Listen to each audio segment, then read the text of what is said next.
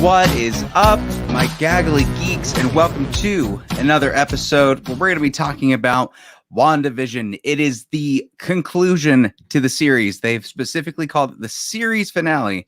So we have a lot to talk about. A lot of people have thoughts about this, including myself. And of course, as always with me is Chaz. How's it going, man? Chicka, what's up, brah? It's Friday. Yeah. I'll take that. We got a thumbs up for that one. Thumbs up for Fridays, people. Leave us a like. Woo! WandaVision, man. I only put that for like our topics today. However, do you have stuff that we need to cover first? Do we have any business we need to take care of, or what's your week been like, Chaz? How are you, dude? Okay, here's the thing. Let me tell you a story real quick. Okay. My internet went out one night for good. Oh crap! People are texting me. Oh my god, this is awkward. Okay, immediately. So, I know my internet went out though at like 5:30 in the afternoon, and it didn't come back on until 5:30 the next morning. So I had to I had to watch Blu-rays, because I had no internet to like do stuff, like stream stuff. So I had to watch Blu-rays or read or sleep. Literally, that was it. What did you choose? I watched Love and Monsters. What do you think of Love and Monsters? I liked it, man. I thought it had a fun. Is that the Dylan O'Brien one? What's the premise on that? Yeah, so it's like a post-apocalyptic world, where basically this asteroid is going to destroy Earth, and Earth is like they did what Earth does the best, right? Mm-hmm. They destroyed this asteroid with nuclear bombs, and the nuclear fallout essentially caused all these bugs and animals to mutate and grow twice their size and pretty much hunt humans. Oh shoot! Yeah, but he basically tries to travel across to like this other camp to find the love of his life, and he kind of goes on an adventure there, and it's really whimsical and not serious, which I thought was really interesting because I thought it was going to be more like a serious adventure, but it was actually really charming and funny. Mm-hmm. So I liked it, man. I think we need to do kind of a weekly segment of just what we watched that maybe weren't reviews or like just things that we were checking out. Yeah. Like I, for instance, started watching the first couple episodes. Have you heard about this Woody Allen documentary that's out right now? No, it's on my watch list. I was going to watch that tonight. There's Allen, I think is what it's called, or Allen versus Sparrow, something like that. Yeah, he's a sicko creep. Yeah, remember how we did the John Wayne is an asshole episode? We might need to have to do a sequel to that, all about fucking this guy. Oh shoot, we haven't even gotten the 10-minute mark. I shouldn't have said that. But here, well, it was a mistake. I was like, oh, and that's it. I didn't. It's censored. We're fine. Won't. With that though, with that series, the Woody Allen one, I've seen a lot of filmmakers on social media and just film critics alike discussing this idea of artists separate artists from art, kind of. And for a long time, a lot of people were able to do that with films. Like there's been a lot of shitty or crappy. Sorry, I know. Since when? Crappy filmmakers. Since Orson Welles, people have judged. Was Orson Welles controversial though? Like I don't think Orson Welles. People once after Citizen Kane, man, everything had to be compared to Citizen Kane, and so they were always. It was always like, well, there's Citizen Kane. Well, I'm thinking more along the lines of like poor, broke, and penniless. Well, I'm thinking more along the lines of like Roman Polanski, where they're crappy people, but they have like some decent movies. Thankfully, with Woody Allen, I never liked any of his movies, so I don't have the issue with the separate art from artists. I just think that he's a crappy guy, and I think his films are crappy. So overall, it's just like I've watched Annie Hall and I've watched Midnight in Paris. Is Blue Jasmine also Woody Allen? No idea. The Kate Blanchett movie. Let me double check. Is that the newest one? It might be if that's the newest one. Let's see. Yeah, Blue Jasmine is Woody Allen. It looks like only because Kate Blanchett is so freaking good in everything that she does.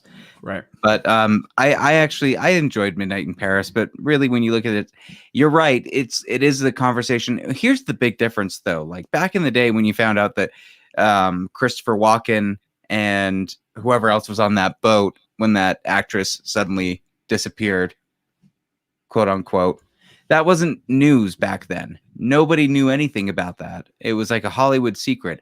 Now nothing's a secret because everybody's tweeting about their stuff, or they're posting a video, or there's a live stream that was caught. Like everybody's pushing stuff out so much more that it seems different now than it was back then.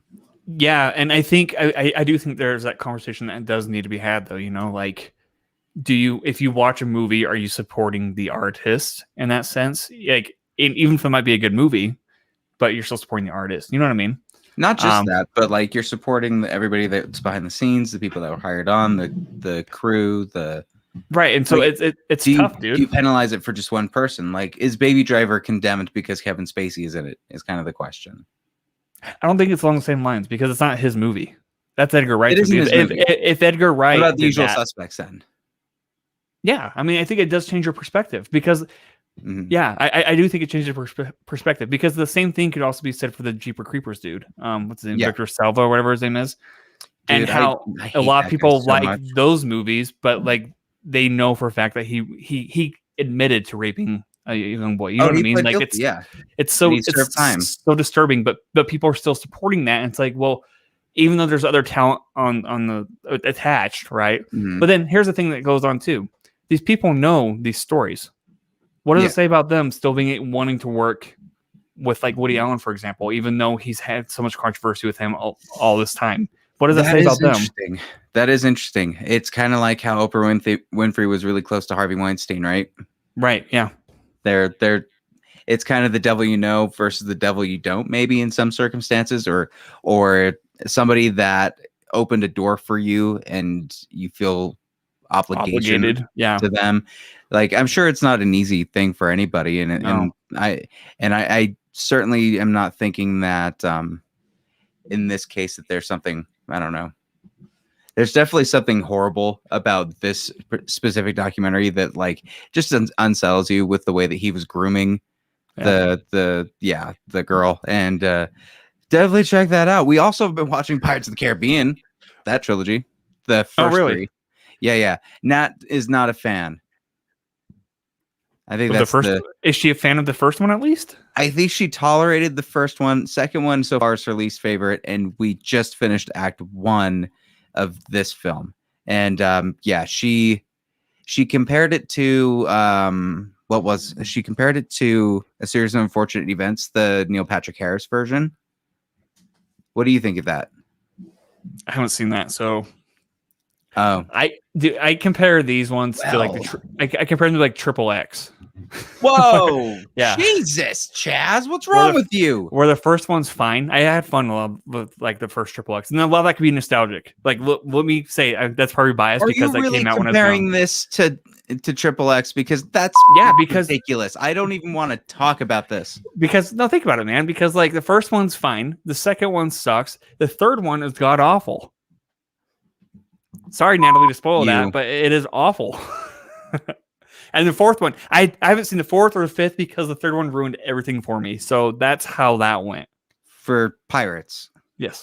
Okay. And for XXX. I have seen all of them. I don't like 4 and I don't like 5. 1, 2, 3. Davy Jones has some of the best visual effects. Like as good as Thanos. Super, super good.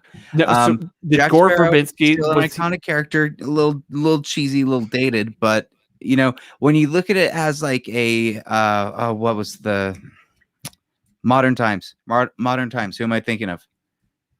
Modern Times. Oh my God! You went to film school, Chaz. Modern Times. I don't know what Modern Times is. It's a movie. What? The Great Dictator. Who's the guy? Oh, Charlie Chaplin? Charlie Chaplin. That Johnny Depp is going for a Charlie Chaplin-like character, which you totally see once you hear that and you see it, you're like, oh, okay, I get what he's doing. This film school kid who doesn't know modern times. Fuckface. Jeez. Hey, we've reached our 10-minute mark. Fuck yeah. We did. Yay. Welcome, everybody. We already kind of butchered it. Hopefully they didn't attack us for that. I don't really look at our metrics that close on our side for it. I just go with it. We just go with it. Also, let me finish my story real quick with the internet. Because of that, I have all my lights connected to like Google, and so I couldn't say, "Hey Google, turn on living room." It's like I had to like light a I feel like I was out of power, even though I wasn't, because I just was too lazy to unplug something and plug into a wall directly. Oh, I see. Oh, why are you listening to me, Google? Sorry, it was listening to me. That's weird. Distraction. But yeah, dude, I don't know. It's been a long week. So yeah. Well, it is Friday, and we've been having so many good times with Fridays. Being able, when do you watch WandaVision? You watch it early in the morning, do you not? I watch it early in the morning. Yep. Isn't it fun? Isn't there something like kind of you know what? Let's go into this. Let's just go into this. But first, we have merch for you at tpublic.com/Patrick Beatty Reviews. Whether it be a sweatshirt, a Gaggle of Geeks shirt, whatever you want, check them out, and we will see you at the next review. All right, that's a spoiler alert because we are going into WandaVision. Let's change the background. What? Background changed. We got to talk about the series finale of WandaVision. Chaz, first of all, what I wanted to talk about at the top of this was just how much fun it's been with Disney Plus keeping their releases episodic, doing it weekly, and really making you work for what you're watching. Like check it out, speculate, have a week to think about it, go into the next one. It's fun, and I think a lot of people forgot how to watch television when they were doing WandaVision and got very angry at the fact that they have to do week to week, even though Game of Thrones was a week to week, even though so many other big franchise or big budget series are like this. Why did we have such an issue, first of all, with the episodic stuff? And also, why did it work? Because I do think it worked. I don't think it worked, though. That's what we talked about it for how long? How long versus just putting it all out? Which do you think would have done better? Do you honestly think it would just been if they dumped the whole thing out? Okay. No, I don't, because spoilers would have gone right away. But also, we're coming and they would have talked about it for like a weekend, and that's it. Right. Well, we're coming into WandaVision like right after The Mandalorian. Like this was our next big show to watch from Disney Plus. After another huge franchise, which had a Marvel property of the new phase, basically. Right. But with going off of like The Mandalorian, I mean that had a huge reveal, and in the very last episode, I mean that had like a huge plot twist. Then this show allowed more people to speculate, because I think speculating is fine, but I think when you speculate, you have to be okay with being wrong.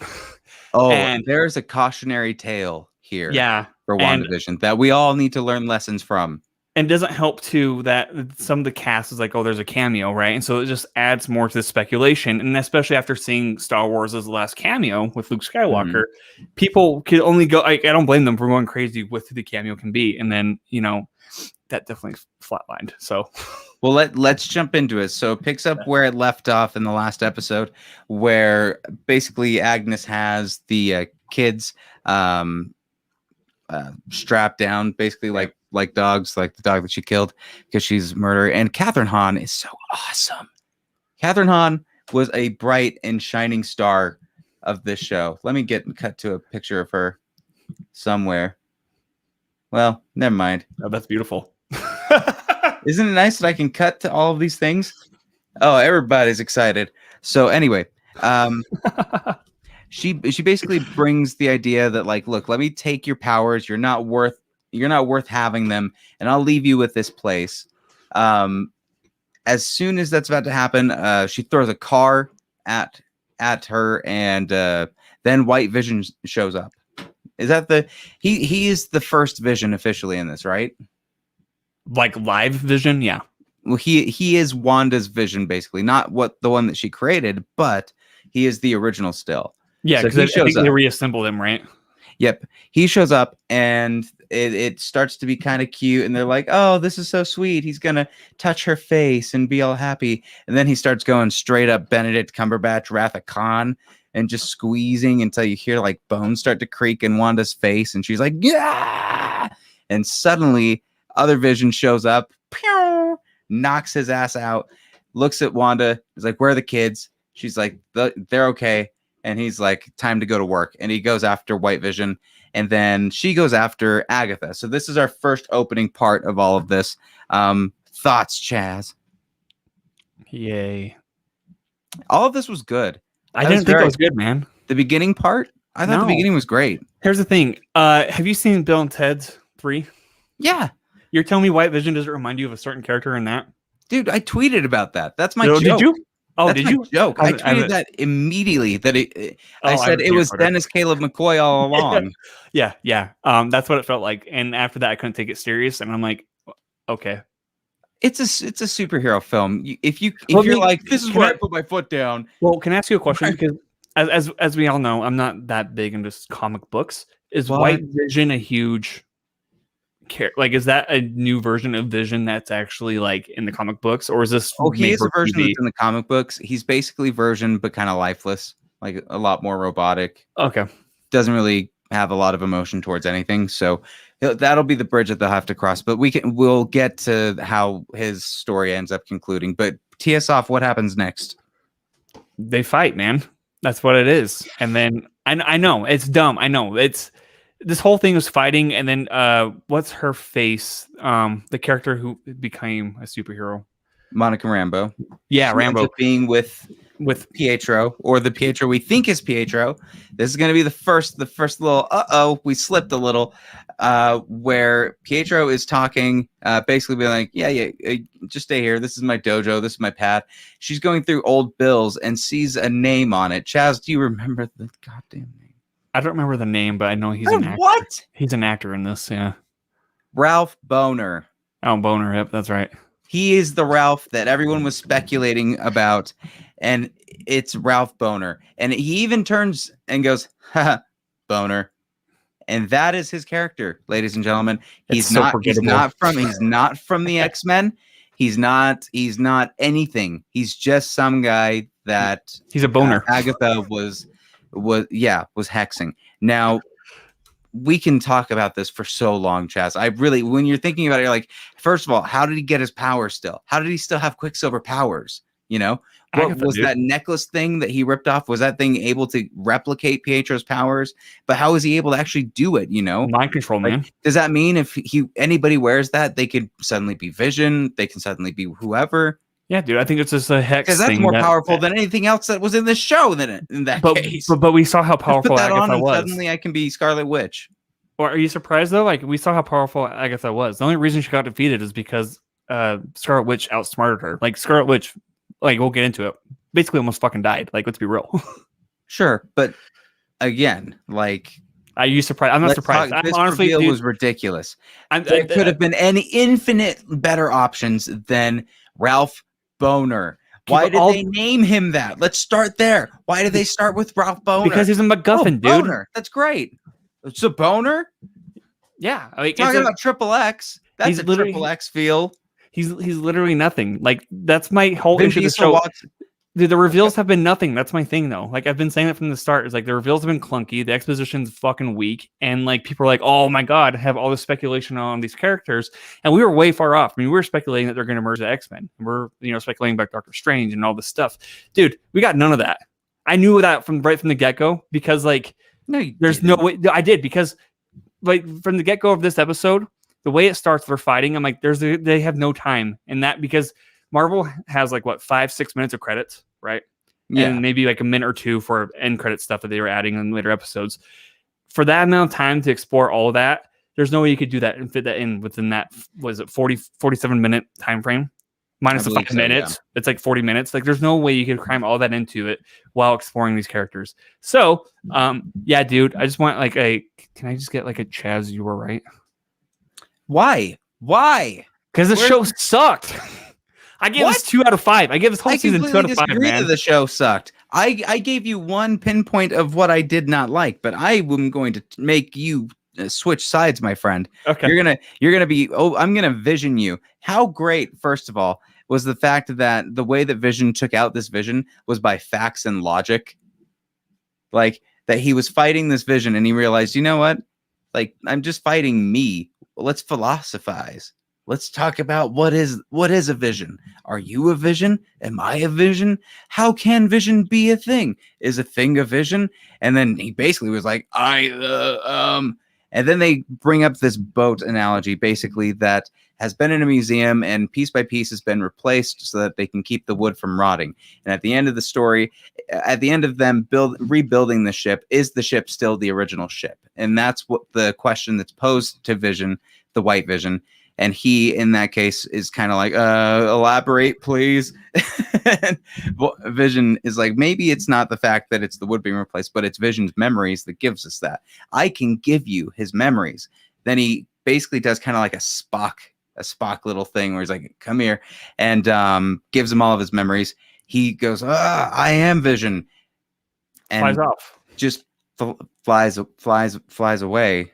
How disappointing. And that again, very underwhelming. And which leads me also to believe he really still doesn't have a connection to any of the people. Like, it doesn't also make him care. He just was like, oh, okay, now I know about me and Wanda. But he just leaves, which is strange, right? No. And we'll get to strange later on after that, too. Because I think they're going to set him up for later movies. They're not going to leave her with a lifeless. But as far as the character is concerned, like, he wouldn't just immediately ditch, would he? Yeah, I mean, if that's such a huge revelation to you, yeah, dude. I'd sit down, maybe lay down, but I wouldn't just like book it. But this kind of undoes Vision's 2 deaths that he's already had in the movies, right? Wow, cool. I guess those deaths were for nothing then. Like, why bother killing off a character if you're gonna bring them back? Oh, well, they've killed them. This is now the 3rd time, but we'll get to that because I really liked that moment. And really seeing Wanda basically first her and Agatha are still doing the fighting, still doing their stuff, and suddenly Wanda is able to take her and essentially warp her into like a Age of Ultron like memory back to Salem. Yep. Where she is controlling her. And during all of this, Agatha is still zapping away some of Wanda's powers little by little. So she's starting to become like decrepit in her hands, like they're turning all zombie-like and like suck the life out of, kind of like what Dumbledore looked like when he was grabbing Horcruxes in Harry Potter. And as she's doing that, they're taking the powers. Agatha keeps giving little tidbits like, there's a whole chapter about you, bitch, in the book. You know how much we write about this stuff, you ungrateful little. And she also says that she's more powerful than the Sorcerer Supreme, which is awesome. And that's your only Doctor Strange mention or feature. He's just surprised? Not involved. That I was surprised, especially with what was reported as Elizabeth Olsen saying that there's going to be a Luke Skywalker cameo. But if you go back and look at the initial report, she didn't say that. That was ran by tons of different little and people bought it. That's so funny. That perpetuated the lie and pushed it forward, which here's where I will get into the cautionary tale, folks. Stop believing the leaks. At this point, I don't even think Tobey Maguire and Andrew Garfield are going to be in Spider-Man 3. Like, Tom Holland might just be telling the truth. No. It very likely could be. And honestly, these are some big things that, much like to what ruined The Last Jedi for a lot of people, the speculation about Snoke, having all of the fan theories and so much time to speculate about it. You had so much. Is this a Mephisto? Is that a Mephisto? Pretty sure Pietro's from Days of Future Past and is inviting the X-Men in. This cameo is going to be Magneto. It's going to be Patrick Stewart. Wolverine's going to show the fuck up. We've thrown everything at the wall. And when it becomes the answers that are simple and not like big reveals like we've built up in our head, or that people have planted in our head from media just trying to get good clicks that really didn't do their research, you end up not liking your show. Dude, that's on you. That's exactly. And that's your fault because you bought into it. Yeah, no, that's exactly what was going on with The Last Jedi. Like, all these people now are like, wow, I've learned that fan theories can ruin a TV show or a movie, right? And I'm like, literally, Star Wars taught us that like 4 years ago with The Last Jedi, like literally. Yeah, but the anti-SJW people went after that quicker, and I think that became the overriding story. But really, the initial issues were that fan theories and speculations were not confirmed, basically, or that I was talking to Natalie about this this morning. If you're holding back something, if you're holding it back a reveal, it can never be less than what you already know about the character. Yeah. It always has to be more. Otherwise, you'll be disappointed. That's why the Pietro thing didn't work. That's why Boner just ended up being kind of like a bait and switch, but in a cruel way, because people love that Quicksilver from Days of Future Past. I personally loved that Quicksilver. It was very cool to have him involved, but then to give him like that kind of toss away, just name him Gale Snail. That's better than Boner. You know, give him some dignity, but like leaving him at that note was so weird. Do you think he's coming back? First of all, well, here's the thing. I'm open to it being like an alternate reality. Mm-hmm. Days of Future Past showed that's possible. The fact that he's known from Days of Future Past, I'm open to that, but that just it just raises more issues that like maybe Disney doesn't know who the audience, that's target audience is necessarily. Like they're trying to appease everybody. But is it Disney's fault? It's our own fault. Dude, it's also Disney's fault. It's to make a story. This is a shitty story. It's a shitty story from the first. But let me ask you a question. Why does Scarlet Witch not deserve her own movie? Why does she not deserve her own movie? Why do they choose to go episodic with her? They didn't really explore anything. Like everything we saw in these past 9 episodes could have been condensed into one pilot episode. It's all filler. It's all exposition. Do you know how long the runtime is for all of these episodes combined without the titles or the credit sequences? What, like maybe 6 hours, 7 hours? 4 hours and 30 minutes. That's twice what a movie would be. Right, but we didn't. And you bitching? I am bitching. They gave every episode a movie budget. Dude, they don't expand on her character at all. They totally do. This was about Wanda's grief. This was about Wanda's grief. Oh my god! And the reveal about shitty. This is so fucking shitty. No, it is. It is not. I don't think Marvel better because maybe you got snowed. Dude, Winter Soldier and Falcon is going to follow the same exact formula. People are going to be disappointed with that, and Disney's going to be like, "Well, fan theories." I think they're going to follow the formula of doing episodic because they just released that TV shows and 70s TV shows and let's not forget about that. They totally forgot about that style. They went into the real world. She canceled her show. It's so stupid. It's so fucking stupid, dude. And no, you're just confusing. Kevin, you don't like the answers, but they answer all the questions. Kevin Feige said that Winter Soldier is not going to be. They don't know if it's going to be more than one season. It's like, then why the fuck do it? If it's not going to be more, it's going to be all filler. It's all filler. They're giving you the chance to explore the characters deeper. But you don't. Let me ask you this, Chaz. Let me ask you this, my friend. Do you even care about Wanda or Vision now? No, I don't. I'm like, you're fuck. A piece of shit. They're just as pointless as they were in Age of Ultron and all the other movies.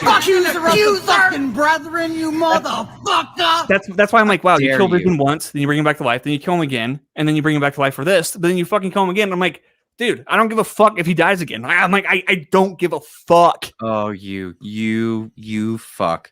You're so wrong. If anything, I'm excited to see how they bring Scarlet Witch, like not just Wanda, but Scarlet Witch into the MCU, because I think she'll be so much fun. You know what? You don't even care. You don't even really care. You're just saying, you're just being triggering. See this? Why is that? Yeah. Oh, dude, that's an inside joke. Come on, you can't bring up. That's your troll face, man. You're trolling people. I'm not though. I'm not. I'm being. Can I just say this? Sure. Yes. Yeah. I did not care about Wanda and Vision until I watched WandaVision, because I got a chance to see their relationship. I got a chance to see Wanda's grief, to see how grief is manifested by her, to have the show take it seriously, even though they took it somewhat seriously with Thor. This was very much taken seriously. And stylistic episodic shows where Elizabeth Olsen just tore the rug out with incredible performances from different styles of television. Vision still was good. I think Agatha is a showstopper, and I'm so glad that she's in the MCU now. That's a character that I'm so glad that they did not kill, because we have to reveal what happens at this point. Hold on. Her character, before you reveal, I just want to say her character. Have you seen Halloween Town? Yeah, her character is just Calabar. Yeah, it's awesome. You don't like Calabar now? No. Okay. I never did like Halloween Town. I love Halloween Town, but I didn't like Calabar. Okay, so you like that's like saying I like Star Wars. I just hate Darth Vader. No, dude, this is a direct ripoff. I hate Darth Vader. No, dude, this is a direct ripoff of Halloween Town. Get out of here, bro. Convince me I'm wrong. She's controlling the whole town. It kind of makes me laugh when I think about it. You God damn. Anyway, I will say, I liked how dark she was. Tee up where we were. Where do we go from here? Okay, where do we go from here? Okay, we'll go back to reveal because, like, instead of killing her, they do the most anticlimactic thing ever, where she's like, "I don't need your sass. I just need you to break down the story, how you introduced yourself." And turns her back into how she was introduced in the first episode, where she's the nosy neighbor. Exactly, which is an awesome punishment. And you're missing so much, goddamn you. So they do their fight. Agatha's basically sucked out everything, all of the power from her. And what makes her turn into Scarlet Witch? Oh, she takes all the power from her, yeah. And then Scarlet Witch is like, "Yo, you actually taught me something. Only a witch has her own spells in her own world." And what she did was put runes in the force field. Mm-hmm. So like she's firing all these spells at her. Looks like she's missing, but it turns out she did it on purpose, right?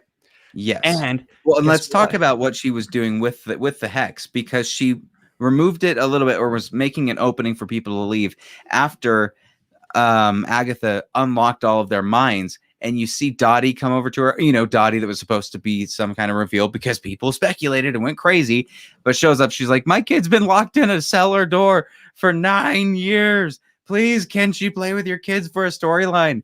And like Wanda's like, "No." And then you find out that everybody has been having her nightmares when they're frozen, and she freaks out and just starts choking all of them. Yeah. And then releases them. Basically makes an opening, and that's where the sword agent comes in, because we haven't really talked about him showing up. He pulls up, and he's the worst person on the planet. Like, I despise him more than anything. He straight up shoots kids. He shoots kids, bruh. No redemption after that. Then you're done. They're fake kids anyway. Are they actually alive? Yes. Well, that's the thing. You don't know. But anyway, Scarlet Witch becomes Scarlet Witch, and look at this glorious crown. It looks almost like an M, dude. Does it not? Kind of looks like an M, like a mutant. Oh yeah, it looks like Magneto's helmet. Oh, her outfit's incredible. She basically beats Agatha at this point. Then condemns her to be the character that she was in WandaVision for eternity. And Catherine Hahn's acting, when she turns back over, and you kind of see the desperation in her eyes, like a trapped person, as she's like, "Okie dokie, good to see you." It's like, oh, that's so good. I'm so happy they did not get rid of her. Like, she's really one of the best parts of this. Okay. No? Then Vision shows up, and they all decide we need to head home. And so they do. As they're heading home, I believe from that, is that where I'm at, right? Am I right? Okay. As they do that, they start heading home, and they have the hex just collapsing in. So she's undoing everything. She's fixing everything up. And but when she does this, I think it's a really tender moment, because she puts the kids to bed first. Because they're not going to exist anymore once it collapses. And which is revealed by Agatha. She opens the hex, her kids and Vision start to deteriorate. Save your family or save the townspeople, Mm-hmm. Which I thought was really tender, though, and like her and Vision have another wonderful moment. They do have a lot of wonderful moments. I think I do like their chemistry. Just to go back on some. I'm turning you. Moments. See that? But see that little light came into the story's so shit, though. But I like that. I did like that, and then I also liked, because once it collapses in. It turns out it's an empty lot, and she's back in her normal clothes when she first went all ape shit, right? Well, and Agatha also promised Wanda that if she gave up her powers, she could fix the hex so that her kids would not perish. But then once she took the power, she said, "Actually, I lied about that." And I think that's what unlocks the Scarlet Witch to be like, "All right, yeah," and takes her out. But when she's walking back, like all the townspeople are looking at her, like like you're the woman in my nightmares, essentially. No, that happens after this. They haven't tucked them in yet. So they tuck the kids in as the hex is coming. Yeah. Right. So they get them to bed. Vision knows that the hex is coming to wipe them out. Like, he has to die at this point. So he helps tuck in the kids to bed. They all kind of have a television wrapped up ending, right? Like most television shows, like what Wanda said, she likes when they have happy endings like this. They give you that a little bit. And then Vision and her come down and he asks, what exactly is he? And this was where I really, really like it just tied up their whole relationship so well. And she said, you are the part of the Mind Stone that was in me. You are my grief. You're my pain, but you're also my love. And like, dude, come on. I agree. I know. That's what I said. I like the chemistry between them right then. And they have like one parting embrace. They have another line where it's like, if we're saying goodbye again, it stands to reason that we'll say hello again someday. And he gets wiped out. The kids get wiped out. The entire house gets wiped out, and she's back in her foundation. And she puts her hood up like a gangster and just walks down the street where the townspeople are looking at her like, what the hell? And she's heading over to Monica Rambeau. Yeah. Maybe to kind of get arrested. It seemed like she wanted to for a split second. And when she knew that Monica was kind of like, because Monica says, I would have tried to save my grandma or my mom. Something like that. I would have tried to bring my mom back if I had your powers. Yeah. Right. But here's my thing. Like, this is where I started getting a little bit problematic as far as Wanda's character, because they're trying to have their cake and eat it too, as far as her being a good person or a bad person. Right. Like Agatha said, bad people don't good people don't torture. And like, she was straight up torturing people. And really, like, not even a lawsuit has been drafted from the townsfolk to Wanda. They should at least have some type of, Civil War. She should be in jail. She should be in jail. Like, let's all be real. She should not Thanos herself on a farm and then be cool. We'll get to that, but doesn't it seem a little bit like that? Well, there's that, and also there's other loose. She conveniently left out. I totally would have done that, but I probably wouldn't have hexed a whole town and made them all think that they were part of it. Like, what she did was so much more than you brought back someone you loved. No, you did a lot worse. Right. Well, and as they're talking about that, we see what's his bucket, the corrupt FBI guy or sword guy. I was on a jury and I heard every witness being arrested. Yeah, well, he's being arrested. But here's the thing: the way he gets caught, he gets in a car, tries to drive off, and Darcy's like, "Oh no!" He gets in the car to try to hit the kids. He tries shooting them and it fails. So he's like, I'm going to get in the car to hit these little goblins over. He doesn't even care that they're real or not. He just wants to hit kids. That's all he cares about. But then Darcy comes over and is like, oops, right. And then they mention her in passing being like, she just disappeared. Yeah. Yeah. Like, I'm like, okay. And they try to do that with dumb exposition. And then they try to cover up some others. Like, it's like they're tying up loose ends like really quickly, like in the most lazy way possible. Yeah. And then after we see Wanda walk off or whatever she does, she flies away. She puts her head up and flies away in her awesome costume. Right. And then an FBI agent of some sort finds Rambeau and she's like, we need to have a meeting and somebody wants to meet you in the theater, right? In the movie theater. And so they walk in there, but it's empty. And then it's revealed that this agent is actually... This is your cue, Patrick. I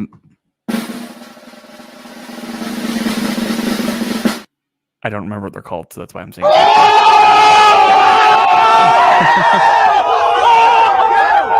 Fail, bruh. I know. Fail. It was a scroll. The changeling dude. A scroll. And he was like, dude. hey. And she was like, hey, I know somebody that was friends with your mom. He would like to talk to you. And she's like, cool, where at? And she points up. And that's your kind of invitation to Secret Invasion is what my speculation is, that this is a tie into that. A lot of people have said Captain Marvel too. Then why not mention Captain Marvel? They said he. So I'm thinking that's Nick Fury. Yeah, here's the thing, dude. And that's okay. And then the credits roll, and then there's a post-credit scene, right? Do you want to go to that? Okay. So the post-credit scene, we cut to Wanda on a farm, very much like Thanos in a weird way. Ironic. And she is setting up a kettle of tea and it's just hanging out in sweats. And as the camera pans further into the cabin, we get a close-up shot of her doing a Doctor Strange astral projection and studying this book. The book that they said there's an entire chapter on her about, that this is about this is basically about her path to destroy the entire world. Yeah. So I don't know if she should read that book. Like, it seems like she's studying the wrong book. That's the one you shouldn't read. But she's going through that, and that is apparently your tee up for Doctor Strange 2, Multiverse of Madness. And you hear her sons saying "help, help," which alludes to the fact that they could be in another universe, or they might exist somewhere else, and they have to find each other. Yeah. Here's the thing, dude. After this finale, I just want to say, this is great for nerds. This is awful for just as a general audience. Oh man. Here's what I'll say. Here's what I'm going to say. This is my least favorite episode. I'll give you that. This is my least favorite episode. It just showed Marvel didn't know what they're doing. So many things that you wanted proper build up and payoff for. And I cannot forgive the boner. The boner really, really sucked. Really, really sucked and annoyed me a lot. It didn't give you a hard on? No. Oh, okay. How dare you? That did not. Did not. But yeah, this was the weakest episode. But I still have to say, I loved this series. Would you really glad? I'm so glad that we got this over doing a movie with Wanda, which we're gonna have in Multiverse of Madness. She's gonna be a huge part, if not the co-lead. But she's still gonna fall flat like she did in Age of Ultron and all the Endgame movies.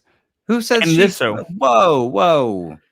I didn't give a fuck about her. I didn't give a like your opinion, I know, man. I'm just People saying, care about her from Civil War and Infinity War and Endgame. I didn't care about any of that because, like, I felt no emotional bond to her. If she died, I'd be like, oh, okay. So who's the next character you're gonna introduce? Aren't you go back to those, you son of a bitch, and you're gonna like them more now because you watched WandaVision. I'm not though. I'm gonna be like, oh, this leads up to something. You'll see the connection more. You'll see it better. It's gonna be a flatline. Marvel doesn't know what it's doing. It's doing this for hardcore nerds, but it's not. Marvel doesn't know what they're doing. Yeah, oh dude. My god! This is no. I don't think they know what they're doing with TV shows. I will say that. I will be on record for saying that. And guess what? Winter Soldier and Falcon, or whatever it's called, is going to prove me right again. It's going to be the same issue. Anything? Who hurt you, Chaz? Nobody. I like somebody hurt you in some timeline. I did like Endgame. I just want to put that out there. What did you like? Endgame. I like Endgame. You eat beets? Beets are actually bland. Denis Villeneuve. I don't know. Chaz, I think you're being too harsh on this. I might be too harsh, dude. I think quarantine's. I don't like when there's a good, a bad ending to a good series. You know, like Game of Thrones. Ending. Like Game of Thrones. This has a season 8 kind of wrap up where a lot of the stuff was kind of conventional. A lot of the reveals were underwhelming, and a lot of the answers really just didn't give satisfying conclusions to stuff. That's what Game of Thrones season 8 was, and you can chalk that up to it feeling maybe rushed. I wonder if they had given it an hour and a half runtime, if we wouldn't be complaining as much as we were about some of the stuff, but they chose not to do that, and for that, I don't know. They chose style over substance. Mm-hmm. I think that's what it really comes down to. But I enjoyed it. I think Elizabeth Olsen should win a Golden Globe. I think she should. Dude. You're severely underrating. I'm not. I think so. I think she's a great actress. I'm not saying that. I think she's a perfect. I think they have great chemistry. I think the performances are all good. I'm not commenting anything on that. My speculation is purely just from the story aspect of it, as well as like the pre-production stuff. Like it does feel very rushed. Mm-hmm. This has a lot of loose ties to it, and I had a feeling it would be like that. But like I said in the very early beginning, it had like a lot of Mandalorian season 1 issues where like it seemed like it was going somewhere that goes nowhere. But they fixed that in season 2 of Mandalorian, right? But they're not giving Wanda a season 2 at all. They're just like, well, fuck it. She doesn't deserve her own movie. So well, let me ask you this. Do you think there is any possibility that since originally Doctor Strange was coming out 2 months after this, that they took out parts of WandaVision because that's too much of a cliffhanger to wait as long as it will take for Doctor Strange 2 to come out? No, dude. I think that would have ruined it because you think this was the actual ending. I think this is the actual ending. There's no release of the WandaVision cut or something. No, dude. Because here's the thing. Because if they went that route, if they had stuff with Doctor Strange in it, they shot themselves in the foot for not releasing that because that would only hype it up that much more. Yeah, that would make all these fan theories justified, right? But the fact they took it out, why the fuck would you take it out? If that would build up so much hype around a movie that is filming right now. Like, it's not like we're not getting it. Like, it is in the process of being filmed. And has all these theories, right? And Tom Holland might know more stuff about it, like with his little movie, right? So like his little movie. It sounds like if they did that route, then like they really didn't know what the fuck they're doing. Yeah. Period. I think they have a plan. I think that COVID might have infiltrated a little bit with this. No. But who's to say? I do think they gave this director a lot of creativity and a lot of control, a lot of creative control in what he was doing until the end where Marvel seemed to take over and say, okay, this is how we need to set up the ending, which maybe that's the issue, is that it felt a little bit too studio formula. Control. Too formula towards the end, which Marvel is known to do. That's a thing. Marvel is never promised it. Like there was a lot of superhero landings. That's all I'm gonna say. It's fan service. Yeah, everybody. What did you say? It's fan service. It's fan service. I have a kinker sore on my tongue. So yes. But it is fan service, and I think I don't know, dude. Like fan service can be good. It can be done great, but if done properly, but they oversaturate it. Just give it more time. Next time, stop doing credits that long. I don't give a fuck. Dude, seriously. You speed those up. I will pause it if I want to look specifically at one page of that. Ugh. Yeah, no. The fact we have like what, sitting through the credits, but wrap them up. This is not a movie, so don't treat it like that. 6 minutes of credits, right? Mm-hmm. I appreciate the people that made it. Right, but it adds to the runtime, right? So like people are like saying, "Oh, this is 47 minutes long. What can happen?" Like it just speculates. But if 40 minutes in, you're like, "It's over." Yeah, that's literally what it is. It's minus whatever how long the credits are. So we all just feel like played every time. Every time, this is how I feel. It's like, "Oh, come on, really?" I just want to say, if she was that great of a character, she would have had her own movie. And I think they did a lot of disservice to her for not giving her her own movie. Okay. There's potential and they did not deliver, and that's for my final thing. Plus, they're like, dude, let's watch Halloween Town, which is an old Disney movie, so like, you know, people will love it. It's not Halloween Town. Dude, it literally is. Like the whole town's under a spell. God. Tell me how it's not. Exactly. Shut your it's like if superheroes infiltrated Halloween Town verse, like their own little universe, then like we would get WandaVision. Yeah, whatever. What's your rating for this episode, or like the whole series? The whole series. What do you think? I give it 2 out of 5, dude. 2 out of 5. That's absurd. That's not to say there's not great performances. 3.5 out of 5. Maybe even 4 out of 5 because of how well they built Wanda and Vision's relationship. And I would build that relationship, and they were great in this movie. Right. And Catherine Hahn. You know, 4 out of 5. It gets a 4 out of 5. I'll say I'll probably bump it up to like a 2.5 out of 5 because like so generous. Oh, thank you so much. It's great. The performances aren't bad. It's literally the writing and like the structure of the whole show. It sucks, dude. I know people who could write better than this, and I'm sorry to say that because like, yeah, that's my final thought. Well, good sir, I think we're gonna wrap up for this episode. We talked a lot about WandaVision. I think we've covered pretty much everything. Let us know in the comments what we missed. I'm sure we missed something. When does Winter Soldier come out, or the Falcon? So there's one more episode that's kind of like a making of WandaVision, and then the week after starts. So 2 weeks. Yep. Okay, I'm excited for that. I think that'll be pretty good. Here's the thing too. I know I'm being critical, but I watched it. Like I didn't stop watching. You're not being critical. Being critical means you also give grace. And you give no grace. You give no grace. I'm saying they had great performances. What are you talking about? You give no grace, Chaz. Dude. You take valor. Dude. How dare you? Stolen valor. I wish they would have given her own movie because she is great and they did her a disservice. So. All right. Chaz, what are you up to? And where can the people find you? Yeah, at me. If you have issues with that, at me on Twitter at your boy Chaz. I am working on Over and Under and Arts Exposed. I have no new episodes this week, so just past episodes. Should we announce what we're doing either this Sunday or tomorrow? Or before Zack Snyder's Justice League comes out, we are going to be doing a watch along. It should be a live one. Dude, that'd be fun. Why not? So Yeah. what we need to do basically means that we do not have the screen showing, right? Keep your headphones in so that nobody can hear what it is. And we're just going to be doing live commentary for Man of Steel and Batman v Superman, Dawn of Justice, the ultimate cut. We're not going to watch the theatrical. That one's just garbage. And we're not watching Wonder Woman or Suicide Squad. We're just, or Justice League. We're not doing that either. Because I want to go into this without thinking about that and just comparing the differences and just go in with like the narrative progression and be like, okay, now let's go into this 4-hour film, this event. Right.